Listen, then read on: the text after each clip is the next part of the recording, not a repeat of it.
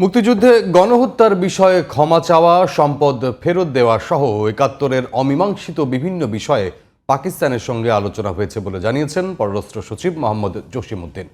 তিনি বলেন, বাংলাদেশ পাকিস্তানের সম্পর্ক উন্নয়নে উভয় পক্ষই একমত হয়েছে।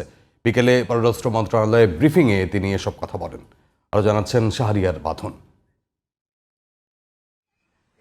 দীর্ঘ ১৫ বছর পর পররাষ্ট্র সচিব পর্যায়ের বৈঠকে অংশ নিতে ঢাকায় এসেছেন পাকিস্তানের পররাষ্ট্র সচিব আমনা বালুচ।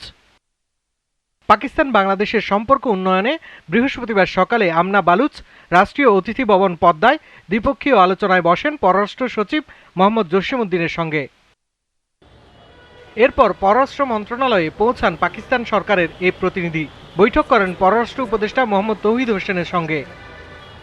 সচিব পর্যায়ের বৈঠকের বিষয়ে পররাষ্ট্র সচিব বললেন, ৭১-এর অমীমাংসিত বিষয় বাণিজ্য, বিনিয়োগ, কৃষি, সংস্কৃতি, রাজনীতিক সম্পদের হিস্যা, আঞ্চলিক ও বৈশ্বিক নিরাপত্তা, প্রতিরক্ষা, শিক্ষা, ক্রীড়া সহ বিভিন্ন বিষয়ে আলোচনা হয়েছে। বাংলাদেশ এবং পাকিস্তানের মধ্যে বিদ্যমান সম্পর্ককে সামনের দিনগুলোতে আরও এগিয়ে নেবার ব্যাপারে একমত হয়েছে। এছাড়া আঞ্চলিক এবং আন্তর্জাতিক বিভিন্ন ইস্যু এবং দুই দেশের মধ্যে বিদ্যমান ঐতিহাসিকভাবে অমীমাংসিত বিষয়গুলো নিয়ে আলোচনা হয়েছে। আমরা পাকিস্তানের সাথে অর্থনৈতিক ও বাণিজ্যিক সম্পর্ক উপর জোর দিয়েছি।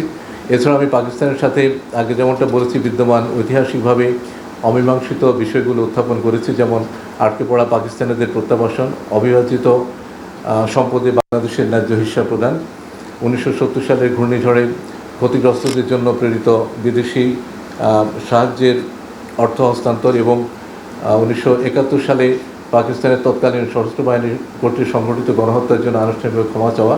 বাংলাদেশের আতিথেয়তায় মুগ্ধ এবং খুশি হয়েছেন পাকিস্তানের পররাষ্ট্র সচিব আমনা বালুচ।